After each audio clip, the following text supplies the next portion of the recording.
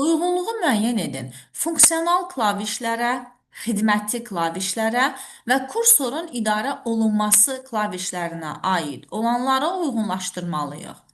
Əvvəldən başlayaq. End düyməsi kursorun idarə olunması klavişidir. Bu klaviş kursoru sətrin sonuna keçirmək üçündür. Digəri F4 düyməsidir. F ilə bağlı olanlar F1-dən F12-yə qədər bunlar funksional klavişlərdir. Kontrol düyməsi bu xidməti klaviş hesab olunur. Və Shift düyməsi eyni şəkildə xidməti klavişdir. Page Up kursorun idarə olunması klavişidir. Bu düymə kursoru bir ekran boyu yuxarı qaldırmaq üçün istifadə olunur. Bu zaman uyğunluq olacaq. 1 B-dir, 2 C-dir və 3 A-dir.